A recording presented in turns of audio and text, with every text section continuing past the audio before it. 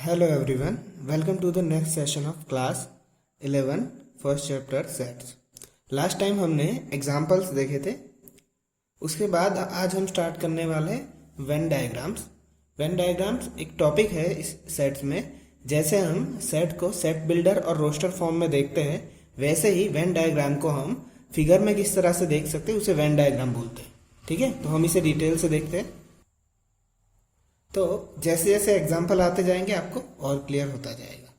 तो देखो, Venn diagram में बेसिकली होता क्या है कि एक रेक्टेंगुलर बॉक्स होता है, उसे हम यूनिवर्सल सेट तरीके से जानते हैं। ठीक है, उसे हम क्या कहेंगे? Universal set. यूनिवर्सल सेट हमने लास्ट वीडियो में हमने देखा था, यानी जो सब कुछ कंटेन कर लेता है उसे हम यूनिवर्सल सेट बोलते हैं। और उसके अंदर मान लो ये ए सेट है, तो ए के अंदर कितने एलिमेंट है? 4 और 5। उसी तरह से बी भी हो सकता है, सी भी हो सकता है, जितने चाहे उतने सेट हो सकते हैं। तो ये एक तरीका है दिखाने का। तो देखो, यूनिवर्सल सेट के अंदर कितने एलिमेंट आएंगे? 1, 2, 3, 4 और 5। बट अगर मैं कहूँ कि ए के अंदर कितने एलिमेंट आएंगे, तो ओनली 4 और 5। ठीक है, तो ये वेन डायग्राम का जस्ट सिंपल शो है। अब आगे जाके देखेंगे। तो उसके बाद हम देखेंगे ऑपरेशंस, यानी कि सेट के ऊपर कुछ ऑपरेशंस होते हैं, उसको हम अभी देखने वाले हैं। तो फर्स्ट ऑपरेशन है जिसका नाम है यूनियंस ऑफ सेट। क्या नाम है उसका? Unions of set. तो ये जो यूनियंस ऑफ सेट है उसका सिंबल कुछ इस तरह से होता है। ओके, जो यू की तरह दिखता है, कैपिटल यू की तरह, उसे हम सिंबल कहेंगे। यहाँ से यूनियन का सिंबल कहेंगे, पर प्रॉपर इस तरह से नहीं करना है। जैसे यहाँ पे यूनिवर्सल सेट में थोड़ा इस तरह से ऊपर होता है, कैपिटल यू की तरह, बस उसे थोड़ा यू करके छोड़ देना होता है। तो ये सिंबल है यूनियन ऑफ सेट का। उसे रीड कैसे किया जाता है? ए यूनियन बी, इस तरह से ए यूनियन बी, इस तरह से रीड किया जा सकता है। तो एग्जाम्पल 12 देखो, वो होता क्या है उसके ऊपर से हम समझेंगे। ए इज इक्वल टू 2, 4, 6 और 8 दिया हुआ है। बी इज इक्वल टू 6, 8, 10 और 12 दिया हुआ है। तो उसका ए यूनियन बी फाइंड करना है। तो यूनियन का मतलब एक्चुअली क्या होता है कि ए के अंदर के एलिमेंट और बी के अंदर के एलिमेंट दोनों को कंबाइन करके लिख लो, तो क्या बनता है? A union B. ठीक है, अगर एक ही एलिमेंट 2 बार या 3 बार रिपीट हो रहा है तो एक ही बार लिखना है। तो देखो यहाँ पे ए यूनियन बी कैसे लिखेंगे? तो यहाँ 2 है, यहाँ कहीं नहीं है तो 2 लिख दो। यहाँ 4 है, कोई और 4 नहीं है, लिख दो। सारे ही लिख देने। यहाँ पे 6 है, यहाँ भी 6 है, 2 बार 6 है तो एक ही बार लिखेंगे। फिर 8 भी 2 बार है तो भी हम एक बार लिखेंगे। फिर 6 और 8 तो यहाँ पे आ गए, तो क्या बचे? 10 और 12। यानी ए और बी के सारे ही मेंबर अगर यहाँ पे आ जाए तो उसे क्या कहेंगे? हम ए यूनियन बी कहेंगे। ठीक है, बस अगर मेंबर रिपीट होते हैं तो उसे हम नहीं लिख रहे। एग्जाम्पल 13 देखो। तो देखो, ए इज इक्वल टू दिया है AEIOU and B is equal to AIU। तो हमें शो करना है कि A union B is equal to A show करना है। ओके, यहाँ पे दिख नहीं रहा है, पर A union B is equal to A. तो पहले हम ए यूनियन बी निकाल देते। तो देखो, A union B is equal to, तो देखो दोनों में ए है तो एक बार लिखेंगे, ई लिख देते, आई भी दोनों में है तो एक बार लिखेंगे, यू भी दोनों में है तो एक बार लिखेंगे, और एक ओ। तो देखो, ये जो ए यूनियन बी है, दोनों में जो जितने भी एलिमेंट है सारे यहाँ पे आ गए, तो उसे हम क्या कहेंगे? A union B. पर जरा ध्यान से देखो, ये ए यूनियन बी तो किसके जैसा लग रहा है? जैसा ए है वैसा ही, तो इसलिए ए यूनियन बी के बराबर हम क्या लिख सकते हैं? ए लिख सकते हैं। वही हमें प्रूव करना था। ठीक है, तो ए यूनियन का कॉन्सेप्ट क्लियर हुआ होगा, इस तरह से होता है। एग्जाम्पल 14 देख लेते। तो देखो, x इज इक्वल टू, यहाँ पे एक स्टेटमेंट भी था पर मैंने जितनी जरूरी चीजें वही लिखी है एग्जाम्पल 14 में। आप टेक्स्ट बुक में पूरा स्टेटमेंट देख सकते हो। x is equal to Ram, Geeta and Akbar. y is equal to Geeta, David and Ashok. ठीक है, तो हमें x यूनियन y ढूंढना है। ये शायद कुछ फुटबॉल की टीम थी और ये हॉकी की टीम थी, दोनों को मिला के किस तरह से बनेगा है। तो देखो, यहाँ पे दोनों में जितने भी नेम है वो सारे लिखने हैं हमें। राम, फिर क्या है? गीता। गीता 2 बार है, यहाँ भी है, यहाँ भी हम एक ही बार लिखेंगे। Akbar, David and Ashok. ठीक है, तो ये क्या हो गया? एक्स यूनियन वाई, दोनों ही टीम क्लियर हो गई। अब इसे ही लिखने का दूसरा तरीका, ये यूनियन को लिखने का प्रॉपर जो तरीका है ये, तो ए यूनियन बी, उसे किस तरह से लिखते? x बिलोंग्स टू ए और x बिलोंग्स टू बी। यानी कि या तो ये जो मेंबर्स है वो ए में हो सकते हैं या तो बी में हो सकते हैं, दोनों में से किसी में। जैसे यहाँ पे A union B is equal to A आया तो सारे एलिमेंट ए में आ गए, उसी तरह से डेफिनेशन है। अब ये जो फिगर दी हुई है उसको समझने के लिए दी है कि ए यूनियन बी का मतलब क्या होता है। तो देखो ये सेट ए है और ये बी है, तो ए यूनियन बी का मतलब क्या होता है, दोनों ही कंबाइन आ जाते हैं। तो ये जितना भी दोनों ने एरिया कवर किया है उसको हम क्या कहेंगे, ए यूनियन बी कहेंगे। ठीक है, अब इसके बाद कुछ प्रॉपर्टी है यूनियन को लेके, वो सिर्फ मैं दिखा देता हूं, पर वो समझ तब आएगी जब हम ज्यादा से ज्यादा एग्जाम्पल करेंगे तब। ठीक है, तो पहले प्रॉपर्टीज देख लेते हैं एक बार। तो देखो, तो first property is this, A union B is equal to B union A. इसे कम्यूटेटिव लॉ कहते हैं। ये एक्चुअली आप अगर प्रीवियस स्टैंडर्ड में बहुत अच्छे से सीख के आए हो, मल्टीप्लाई में जैसे होती थी वैसे ही, बस अब यूनियन के लिए है। फिर अगर 3 सेट दिए हो तो उसे क्या कहते हैं, एसोसिएटिव लॉ कहते हैं। A union B union C, A union B union C, पहले ए और बी में ब्रैकेट, लास्ट में बी और सी में ब्रैकेट। फिर थर्ड, जो A union five is equal to A, तो लॉ ऑफ आइडेंटिटी एलिमेंट। अब इसे कुछ इस तरह से कंपेयर करो, मल्टीप्लिकेटिव आइडेंटिटी क्या होती थी इंटीजर में, 2 1 जा 2 होता है तो 1 होती थी आइडेंटिटी, वैसे ही यूनियन में आइडेंटिटी क्या होगी, 5 होगी, तो A union 5 is equal to A होगा। उसके बाद फोर्थ, ए यूनियन ए, तो ए यूनियन ए तो क्या होगा, ए ही होगा, उसे कहते हैं आइडेम्पोटेंट लॉ। अब ये आपके लिए नया हो सकता है, पर जैसे जैसे हम एग्जांपल करेंगे आपको क्लियर होता जाएगा हमें किसकी बात कर रहे हैं यहाँ पे, कि दोनों का यूनियन लेंगे तो क्या मिलेगा, वही ए मिलता है ऑलवेज।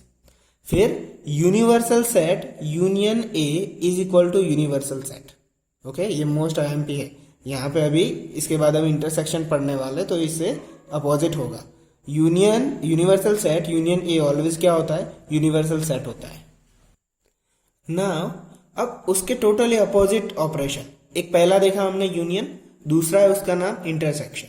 ये उससे टोटली उल्टा है, तो देखो उसका सिंबल भी उल्टा है उससे, और इसे हम क्या रीड करेंगे, ए इंटरसेक्शन बी। ठीक है, उसमें क्या होता था, हम ए यूनियन बी लेते थे तो ए और बी के सारे एलिमेंट आ जाते थे। अब इसमें क्या होगा, तो देखो a इज इक्वल टू 2 4 6 8 है और b इज इक्वल टू 6 8 10 12 है, तो a इंटरसेक्शन b क्या मिलेगा, तो इसमें एग्जैक्टली उल्टा होगा, उसमें सारे आ जाते थे, इसमें दोनों में जो कॉमन होगा वही आएंगे। तो देखो 2 है यहाँ पे नहीं, 4 है तो यहाँ पे नहीं है, 6 है यहाँ पे है। ओके, फिर दूसरा देखो कोई 8 है यहाँ पे है, तो a इंटरसेक्शन b में इंटरसेक्शन में जो कॉमन होता है वही आंसर में आता है, जबकि यूनियन में क्या था, सारे एलिमेंट आते थे। अब इसमें इंटरसेक्शन में जो कॉमन होगा वही हमारा आंसर बनेगा। Question 16, X is equal to Ram Geeta and Akbar, Y is equal to Geeta David and Ashok. ये वही क्वेश्चन है जो अभी प्रीवियस किया था यूनियन में। तो एक्स इंटरसेक्शन वाई क्या होगा, तो देखो दोनों में कॉमन नाम निकालो, कौन सा है, ओनली गीता, तो वही हमारा आंसर है। ओके, तो आई होप क्लियर हुआ होगा। 17 देखो, 17 क्वेश्चन देखो, a is equal to 1 2 3 4 5 7 8 9 10 and b is equal to 2 3 5 7, show that a intersection b is equal to b। तो देखो हम पहले a इंटरसेक्शन b तो निकाल लें, फिर देखते हैं। देखो यहाँ पे 2 है, यहाँ भी 2 है, यहाँ 3 है, यहाँ भी 3 है, 4 है, यहाँ पे 4 नहीं है, 5 है, 5 है, 7 है, 7 है, तो क्या मिला, 2 3 5 7, जो कॉमन थे वही एलिमेंट लिखे। अब ये तो एग्जैक्टली क्या दिख रहा है, बी दिख रहा है, तो हो गया proof, A intersection B is equal to B. हमने प्रीवियस यूनियन में देखा था, उसमें क्या था, A union B is equal to A आता था। ठीक है, इसी तरह से हमने यहाँ पे बी प्रूव किया। अब जैसे ही यूनियन में प्रॉपर्टी थी वैसे ही अब किस में प्रॉपर्टी है, इंटरसेक्शन में। तो ये देख लो वही की वही प्रॉपर्टी, बस यूनियन हटा के हर जगह क्या है, इंटरसेक्शन है, सिर्फ एक ही जगह चेंज होता है, वो मैं बताता हूँ। तो देखो A intersection B is equal to B intersection, ये था तो commutative. A intersection B intersection C is equal to A intersection B intersection C, पहले ए और बी में ब्रैकेट, लास्ट में बी और सी में, एसोसिएटिव प्रॉपर्टी। फिर यहाँ पे चेंज होता है, देखो 5 इंटरसेक्शन ए तो क्या होगा, 5 आएगा, और यूनिवर्सल सेट इंटरसेक्शन ए तो क्या आएगा, ए आएगा। अब जैसे हम एग्जाम्पल करेंगे वैसे आपको और क्लियर होता जाएगा, और उस टाइम पे मैं प्रॉपर्टी बताता चलूंगा। ठीक है, अभी इतना समझ में नहीं आएगा क्योंकि अभी प्रैक्टिस नहीं है इसलिए। उसके बाद फोर्थ, ए इंटरसेक्शन ए क्या होता है, ए ही होता है। उसके बाद फिफ्थ, ये प्रॉपर्टी उसमें डिस्ट्रीब्यूटिव में नहीं थी, या उस यूनियन में नहीं थी, यहाँ पे है distributive property. A intersection B union C, तो A intersection B union A intersection C. जैसे आप मल्टीप्लाई और एडिशन में जैसे करते थे डिस्ट्रीब्यूटिव प्रॉपर्टी, वही है उसी तरह से। ठीक है, तो ये प्रॉपर्टीज थी। अब इंटरसेक्शन में यहाँ पे वेन डायग्राम देख लेते। तो देखो ए यूनियन बी में क्या था, पूरा ही कवर कर लिया गया था, जबकि ए इंटरसेक्शन बी में क्या है हमारे पास, सिर्फ जो दोनों के बीच का एरिया है वही यहाँ पे होगा। ठीक है, ये वेन डायग्राम समझने बहुत जरूरी है, उससे बहुत सारे क्वेश्चन इजीली सॉल्व हो जाते हैं आगे जाके। सो नेक्स्ट, कुछ वेन डायग्राम्स देख लो जिससे आपको और क्लियरिटी हो जाए। देखो फर्स्ट फिगर देखो, तो क्या दिया हुआ है, पूरे बी में लाइन्स है और पूरे सी में लाइन्स है, यानी बी और सी दोनों को कंटेन करता है। तो ये क्या होगा, बी यूनियन सी। बी के भी सारे एलिमेंट आ रहे हैं, सी के भी सारे एलिमेंट आ रहे हैं, तो इसे हम क्या कहेंगे, B union C. Second figure देखो, तो देखो उसमें सिर्फ क्या आ रहा है, ओनली ये जो हिस्सा है वो कौन सा हिस्सा है, यहाँ पे कॉमन है, और यहाँ पे ये। तो देखो एक तो पहले सिर्फ इतना देखो, सिर्फ यहाँ पे B union C. B union C का मतलब क्या होता है, ये इतना पोर्शन होगा। ठीक है, अब बी यूनियन सी का हमने जो देखा था इतना ही पोर्शन होगा, पर अगर इसके साथ में ए को इंटरसेक्ट लगा देता हूं तो वो तो कौन सा हिस्सा बचेगा, सिर्फ इतना ही बचेगा। यानी कि बी और सी के यूनियन में और ए के अंदर इंटरसेक्शन में कॉमन कौन सा एरिया रहता है, सिर्फ ये वाला, इसलिए यहाँ पे इतना एरिया होगा। ठीक है, तो इसलिए A intersection B union C में सिर्फ इतना पोर्शन आता है। सिमिलरली थर्ड फिगर में ए इंटरसेक्शन बी, यानी कि ए यहाँ पे है और बी यहाँ पे, इंटरसेक्शन का मतलब दोनों के बीच का कॉमन एरिया, तो ये यहाँ पे आएगा। फोर्थ, वैसे ही ए और सी का common area, A intersection C, तो ए यहाँ पे सी यहाँ पे, उन दोनों के बीच में यही गैप है। अब देखो आपको ये बी नहीं देखना है कि बी भी तो बीच में है, पर हमें सिर्फ किस तरह से पूछना है, ए और सी के रिलेटेड लिखना है। ठीक है, समझने के लिए। उसके बाद फिफ्थ, यहाँ पे जो है ये एरिया किस तरह से लिखा हुआ है, तो देखो सबसे पहले यहाँ देखो, ये जो है ए और ये, तो ये क्या है, पूरा ए यूनियन बी है। उसके बाद सॉरी, ए इंटरसेक्शन बी है, ये कौन सा एरिया है, ये जो बीच वाला है, ए और बी का ही कॉमन एरिया, ये कौन सा है, ए इंटरसेक्शन बी। और ये जो है कॉमन वो किसका है, ए इंटरसेक्शन सी। दोनों का ही यूनियन कर दिया जाए तो दोनों को मिला दिया जा सकता है, इसलिए यहाँ पे ये इस तरह से दिया हो, ए और बी का इंटरसेक्शन, फिर ए और सी का इंटरसेक्शन। ये सिर्फ समझने के लिए है, क्योंकि आगे जाके आपको कुछ सम्स में काम आएगा, इसलिए। चलो एक और टॉपिक देखते हैं अभी, उसके बाद हम एक्सरसाइज स्टार्ट करेंगे तो आपको मोर क्लैरिटी आएगी। अब ये है नेक्स्ट टॉपिक हमारा, डिफरेंस ऑफ सेट्स। ओके, तो डिफरेंस ऑफ सेट्स का मतलब, आप डिफरेंस तो पहले से जानते हो, डिफरेंस को हम किस तरह से रखते हैं, सब्ट्रैक्शन के फॉर्म में। तो यहाँ पे हम a माइनस बी बोल सकते हैं, या तो difference of a and b, इस तरह से भी बोल सकते हैं। अब a माइनस बी का मतलब क्या होता है, इसे अच्छे से समझना। a माइनस बी का मतलब होता है बिलोंग्स टू ओनली a, यानी सिर्फ a में जो एलिमेंट है वही हमारे आंसर में होंगे। सिमिलरली वाइस वर्सा, अगर b माइनस a लिखता तो मैं, तो सिर्फ b में होते वही एलिमेंट लिखते। देखो अभी एग्जाम्पल से क्लैरिटी आएगी, ये तो बाद में देखते हैं। a is equal to 1 2 3 4 5 6 and b is equal to 2 4 6 8। तो देखो a माइनस बी में हम क्या लिख सकते हैं, तो a माइनस बी में हम क्या लिख सकते हैं, तो देखो a माइनस बी में हम वही एलिमेंट लिखेंगे जो सिर्फ a में है, b वाले नहीं लिखेंगे। तो देखो 1 है a में, हाँ है, फिर 2 है a में, पर 2 b में भी है तो हम नहीं लिखेंगे। उसके बाद 3 देखो, 3 a में है पर b में नहीं है तो हम लिख देंगे। उसके बाद 4 a में है पर 4 b में भी, हमें b वाला नहीं लिख रहा है क्योंकि b के आगे माइनस है तो वो नहीं लिखेंगे। 5 a में है, इसमें नहीं है तो 5, एंड 6 है पर यहाँ भी 6 है, तो a माइनस बी क्या आएगा, सिर्फ 1 3 5।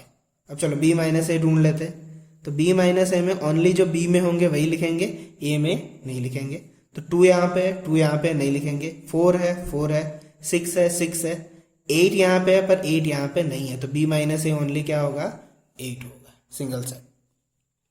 ओके, तो ये हमारा डिफरेंस का कॉन्सेप्ट है। एक और एग्जांपल देखो 19, v is equal to A E I O U दिया हुआ है and b is equal to A I K you.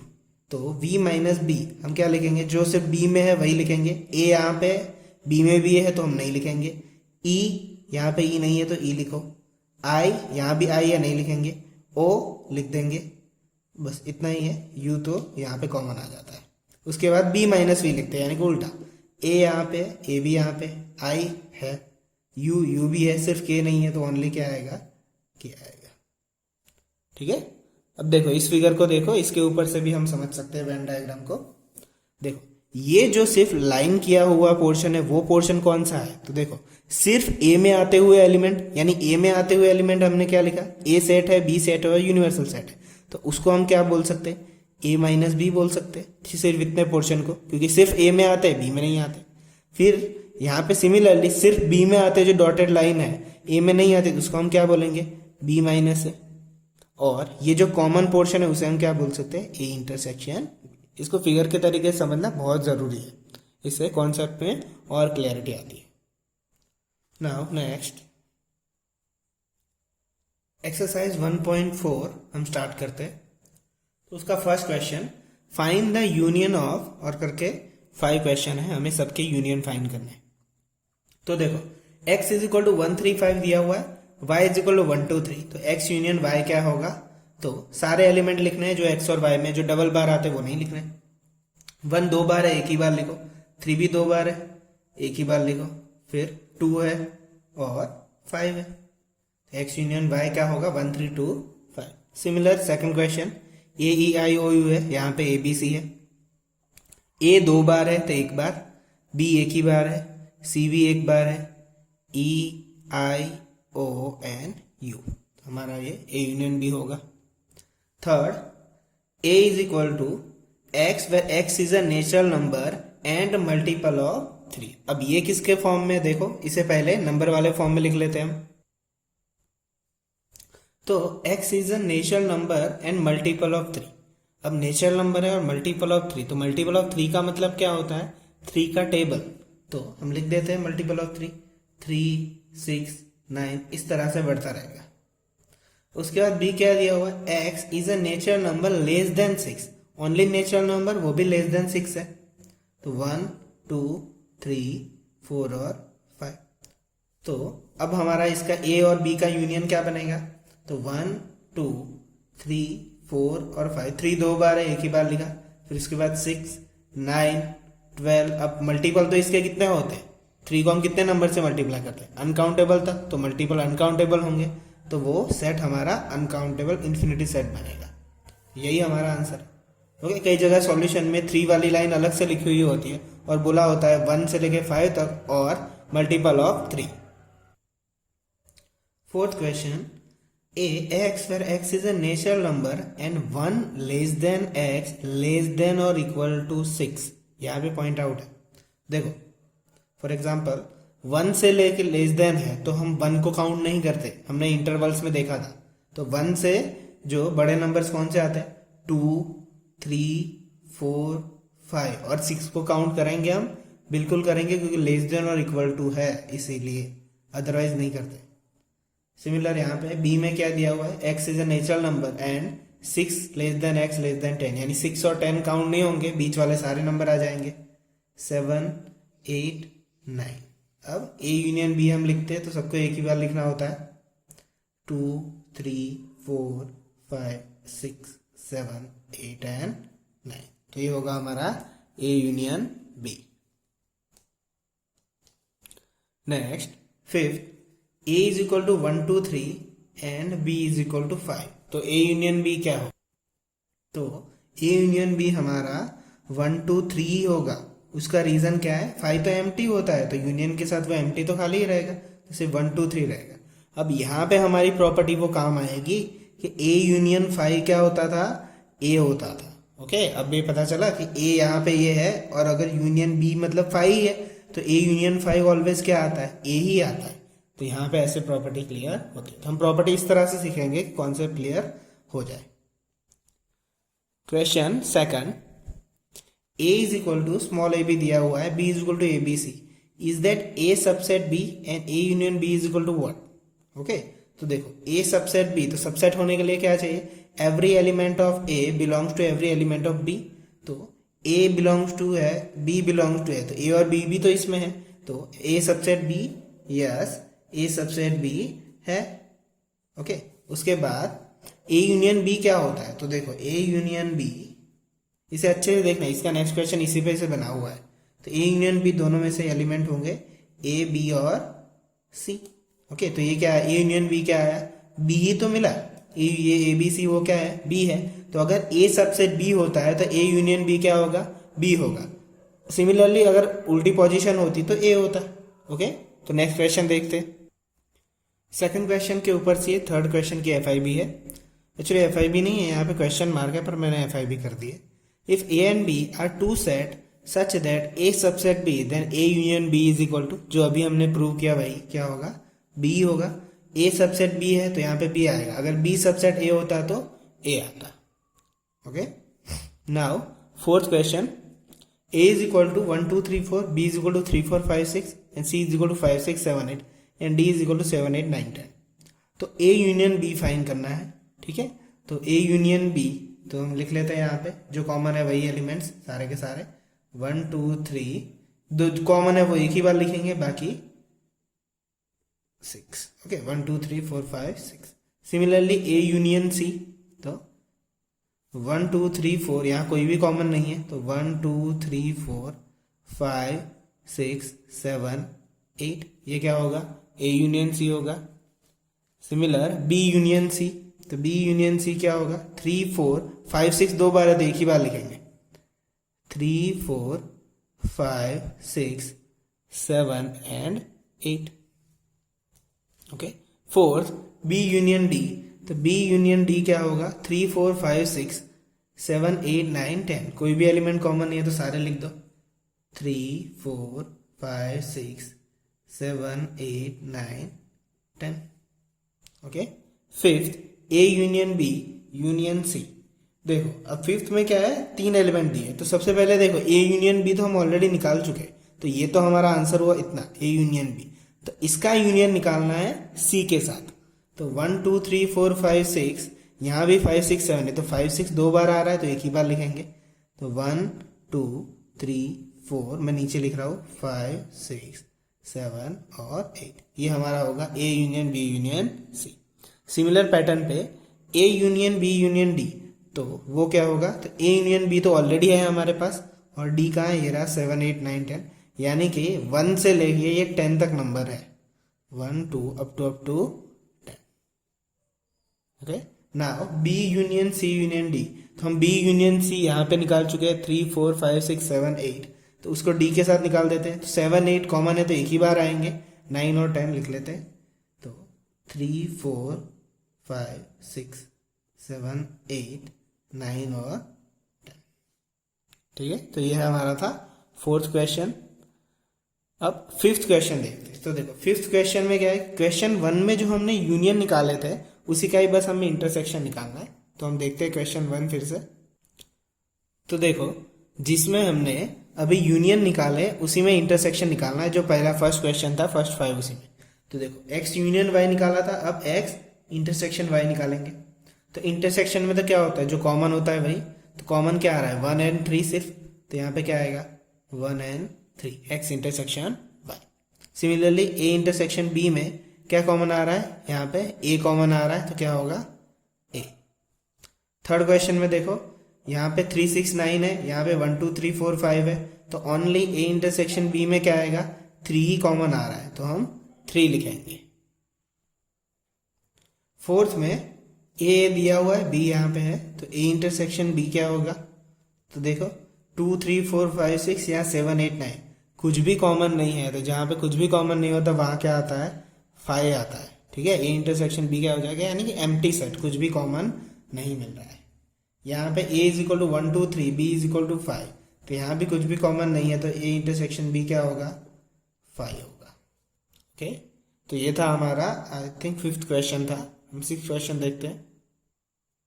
Question 6 देखो, a इज इक्वल टू 3 5 7 9 11 है, b is equal to 7 9 11 13, c is equal to 11 13 15 and d is equal to 15 and 17।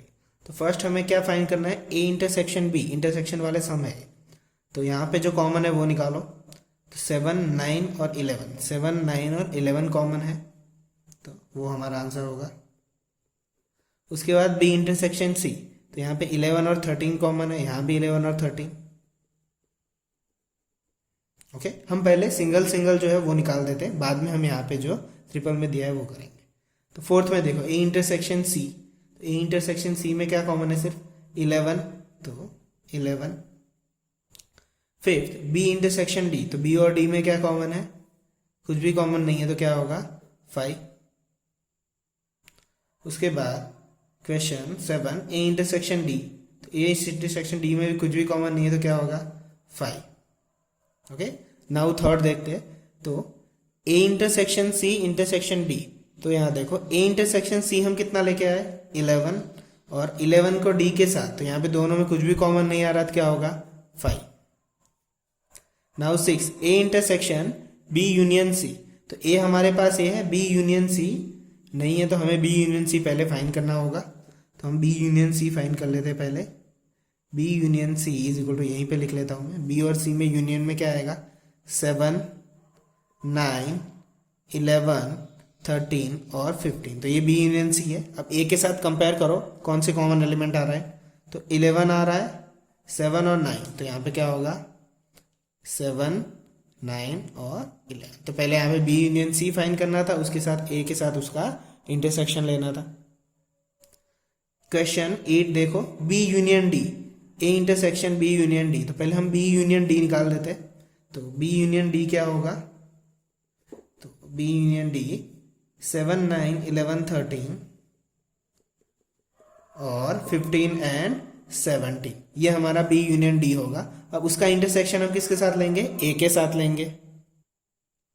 तो देखो दोनों में क्या कॉमन आ रहा है, बी यूनियन डी और ए में ओनली 11 कॉमन आ रहा है, तो यहाँ पे क्या होगा 11। ठीक है, अब 9th A intersection B and intersection B union C, तो ए इंटरसेक्शन बी हमारे पास क्या है 7, 9, 11, यहीं पे लिख लेता हूँ ताकि और क्लियरिटी हो जाए। Intersection B union C, B union C हम ऊपर ही ले चुके, 7, 9, 11, 13 एंड 15। ओके, अब दोनों में कॉमन क्या है, इंटरसेक्शन मतलब दोनों में कॉमन होना, 7, 9, 11, तो हमारा आंसर क्या होगा 7, 9 और 11।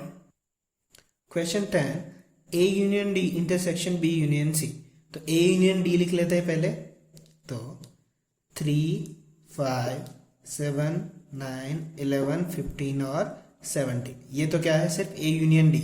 इंटरसेक्शन बी यूनियन सी हमने यहीं पे निकाला हुआ है, वही लिख लेते हैं, 7, 9, 11, 13 और 15, तो दोनों में कॉमन कौन से एलिमेंट है 7, 9, 11 एंड 15, तो हमारा आंसर क्या होगा 7, 9, 11 और 15।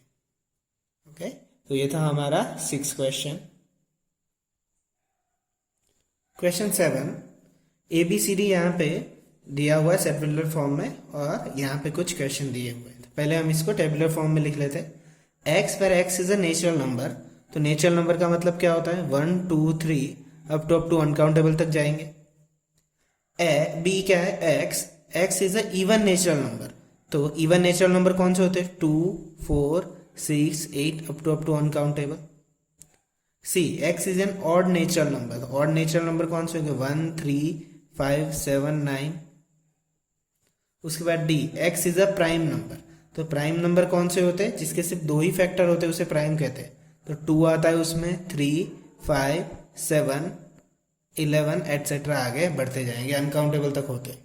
ठीक है, तो ए इंटरसेक्शन बी यानी कि ए के अंदर हो और बी के अंदर कॉमन एलिमेंट ऐसे कौन से, इंटरसेक्शन का मतलब कॉमन, तो 2 आएगा, आगे जाके 4 भी आएगा, आगे जाके 6 भी आएगा, 8 भी आएगा, यानी कि यही सेट आएगा 2, 4, 6, 8। अब एक्चुअली यही किसका, ये तो पूरा का पूरा क्या हो गया बी हो गया, तो आप इसका आंसर बी भी लिख सकते हो। ठीक है, एमसीक्यू एफआईबी में कुछ इस तरह से ऑप्शन होता है।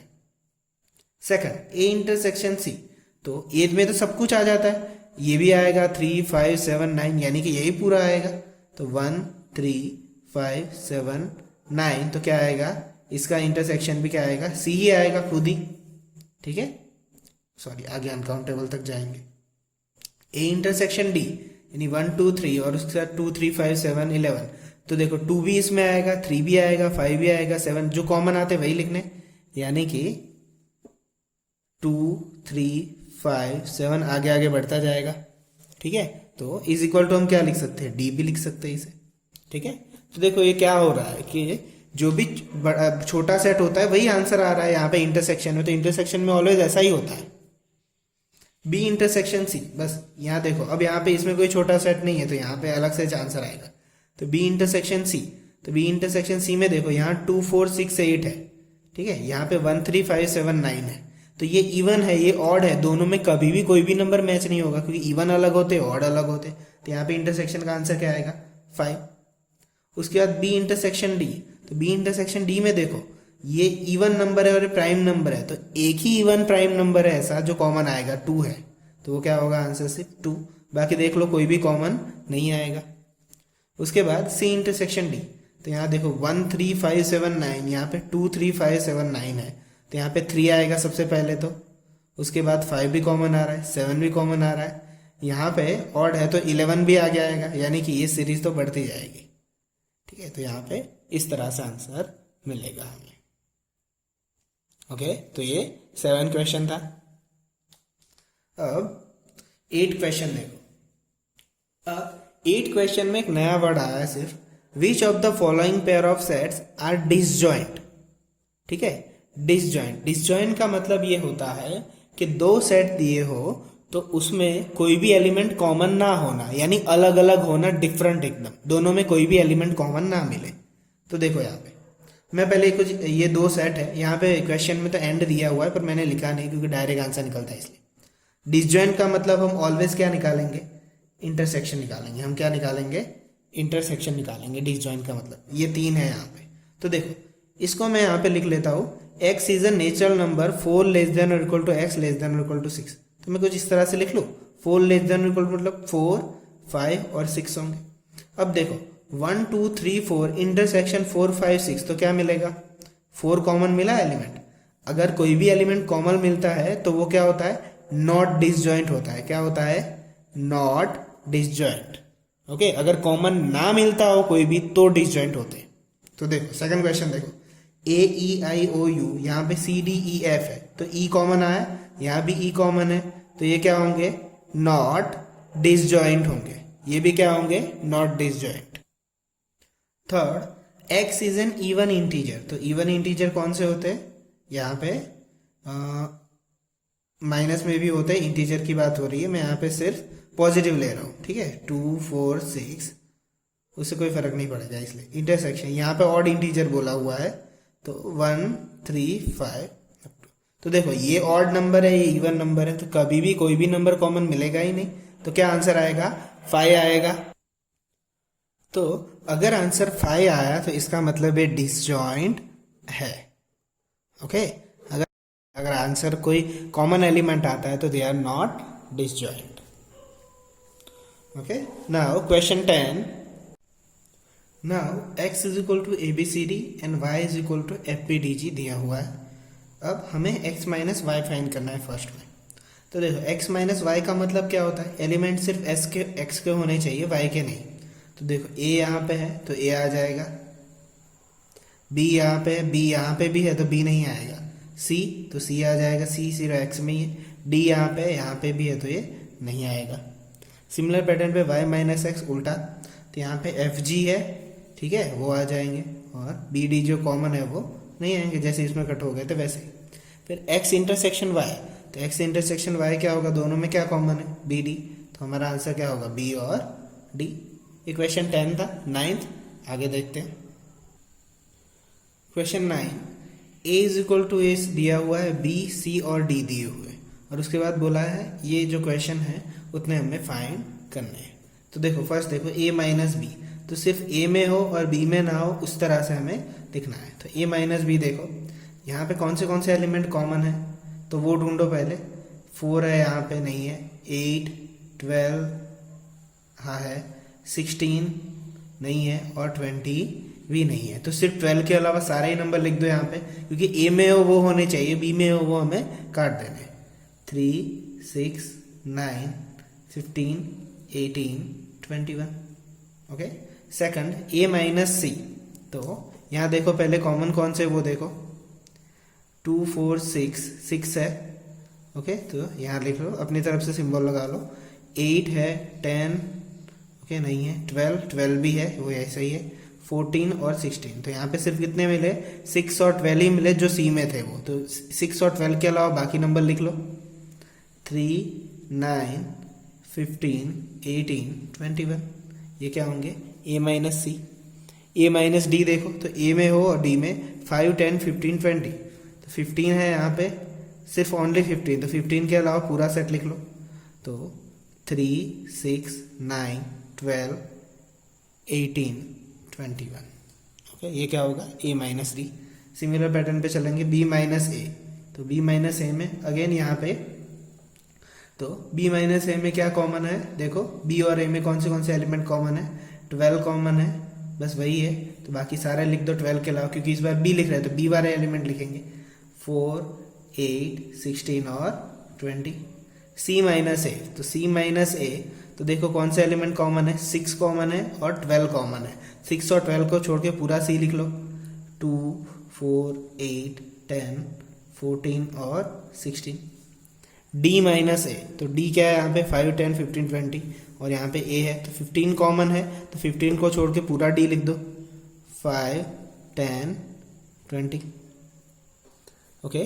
नाउ 7, बी माइनस सी, ओके बी माइनस सी, तो यहाँ पे दोनों में देखो क्या कॉमन है? 12 और 16 कॉमन है, और 4, तो 4, 12 और 16 को छोड़ के पूरा बी लिख दो, तो क्या मिलेगा? सिर्फ 8 और 20, क्योंकि बी में हो वो लिखने, सी में हो वो नहीं लिखने। सिमिलर पैटर्न पे बी माइनस डी, तो क्या कॉमन है? सिर्फ 20 कॉमन है और कुछ भी कॉमन नहीं है, तो बी में जो 20 के अलावा सारे लिख लो। 4, 8, 12 और 16। सी माइनस बी, तो सी माइनस बी, तो ओनली दोनों में क्या कॉमन था? 12, 16 और 4 और 8, ओके 12, 16 और ओके मुझे अभी सी माइनस डी करते वक्त समझ में आया कि यहाँ पे बी में 8 भी तो कॉमन था, तो मैंने 8 गलती से लिख दिया। ठीक है, सिर्फ 20 आएगा यहाँ पे, क्योंकि सारे तो एलिमेंट उसमें 4, 8, 12 और 16। ओके, सिर्फ 20 ही ऐसा है, तो यहाँ पे सिर्फ सिंगल 20 आएगा। ओके, तो सी माइनस बी देखते उसी तरह से, तो सारे ही एलिमेंट है सिर्फ 20 के अलावा, तो यहाँ पे ये जो एलिमेंट है वो कम कर दो, सी वाले सारे लिख दो। 4, 8, 12, 16 निकाल दो इसमें से, तो 2, 4 निकाल दिया, 6, 8 निकाल दिया, 10, 12 निकाल दिया, 14 और 16 भी निकाल दिया, तो सिर्फ इतना आंसर होगा हमारा C minus B. D minus B, okay, तो डी माइनस बी क्या होगा? 5, 10, 15 और 20, तो 5 नहीं है, 10 भी नहीं है, 15 है, तो 15 को निकाल दो, बाकी सारे लिख दो, 5, 10 और 20। क्वेश्चन 11, सी माइनस डी। सी माइनस डी में देखो क्या कॉमन आ रहा है? 10 कॉमन आ रहा है, फिर 5, 15 और 20, सिर्फ 10 ही कॉमन आ रहा है, तो 2, 4, 6, 8, 12, 14 और 16 आएंगे। उसके बाद d माइनस सी को देखो, तो d माइनस 6, ऑलमोस्ट 10 कॉमन है और कुछ भी कॉमन नहीं है, तो क्या होगा? 5, 15 एंड 20 आंसर होंगे। तो ये थे जो छोटे क्वेश्चन जो डिफरेंस वाले थे, वो करने बहुत ज़रूरी है, बस ध्यान से करने चाहिए, ऐसा कोई मिस्टेक ना हो जाए, ध्यान रखना। Question 11, r is a real number and q is a rational number, then r minus q क्या होगा? ठीक है, तो सबसे पहले ये सीक्वेंस याद रख लो, ये आपको वैसे याद ही होगा जो हमने स्टार्टिंग में डिस्कस किया था। n w z q, यानी कि यहाँ पे सबसे छोटा नेचुरल होता है, उसके बाद होल नंबर होता है, उसके बाद इंटीजर और सबसे बड़ा रेशनल। इन सबको कौन कंटेन करता है? रेशनल नंबर कंटेन करता है, यानी ये सारे मिलके क्या बनते हैं? Rational number. But rational number में ना हो ऐसे नंबर को हम क्या बोलते हैं? इरेशनल नंबर बोलते हैं, जिसे हम कैपिटल टी से डिनोट करते हैं। और हम रियल नंबर किसे करते थे? ये जो इन सबको संभाले, रेशनल और इरेशनल को जो भी कर ले, कंटेन कर ले, उसे हम रियल नंबर बोलते हैं। तो यहाँ देखो, यहाँ कुछ ऐसी ही बात हो रही है कि रेशनल में से अगर मैं रियल नंबर में से मैं रेशनल नंबर सब्ट्रैक्ट करता हूँ, यानी कि ये पूरी लाइन सब्ट्रैक्ट करता हूँ, तो क्या बचेगा? सिर्फ मेरे पास टी बचेगा, और टी को हम क्या कहते हैं? इरेशनल नंबर कहते हैं। तो ये हमारा आंसर है, इरेशनल नंबर्स। ओके, यानी रियल नंबर में से हमने रेशनल नंबर माइनस कर दिए, तो क्या बचेगा? Irrational number. तो क्वेश्चन 11 का हमारा आंसर ये है। क्वेश्चन 12 देखो, ट्रू और फॉल्स दिखाना है, ये स्टेटमेंट दिए हुए, और अगर आंसर गलत है तो जस्टिफाई करना है इस तरह से। तो देखो सारे के सारे क्वेश्चन कैसे है, दो सेट से उसे डिसजॉइंट बताना है, तो डिसजॉइंट बताने के लिए वो दोनों का इंटरसेक्शन क्या होना चाहिए, 5 होना चाहिए। तो हम सबके बीच में मैं इंटरसेक्शन रख देता हूँ, तो जिसका आ गया इंटरसेक्शन 5 वो डिसजॉइंट है, नहीं आया वो नहीं है। तो यहाँ देखो 2 3 4 5 3 6, तो दोनों में कॉमन क्या आया 3, तो नॉट डिसजॉइंट होगा क्योंकि कॉमन आया है। ठीक है, तो ये डिसजॉइंट नहीं है, तो ये स्टेटमेंट क्या होगा, फॉल्स होगा। ए ई आई ओ यू, यहाँ पे ए कॉमन है तो यहाँ पे ए कॉमन आ गया, तो again not disjoint and statement false. 2 6 10 14 3 7 11 15, कोई भी कॉमन नहीं है तो ये क्या होगा 5, देन दे आर डिसजॉइंट, तो ये स्टेटमेंट क्या होगा, ट्रू होगा। 2 6 10 एंड 3 7 11, तो ये भी क्या होगा 5 होगा क्योंकि कोई भी एलिमेंट कॉमन नहीं है, तो ये डिसजॉइंट होंगे, तो ये स्टेटमेंट क्या है, ट्रू है। तो ये थी हमारी एक्सरसाइज 1.4, हमने अच्छी तरह से फिनिश कर ली है। ठीक है, नेक्स्ट वीडियो में हम मिलेंगे मोर एग्जाम्पल के साथ और एक्सरसाइज 1 के साथ, 1.5 के साथ। ठीक है, तो मिलते हैं नेक्स्ट वीडियो में, तब तक के लिए बाय।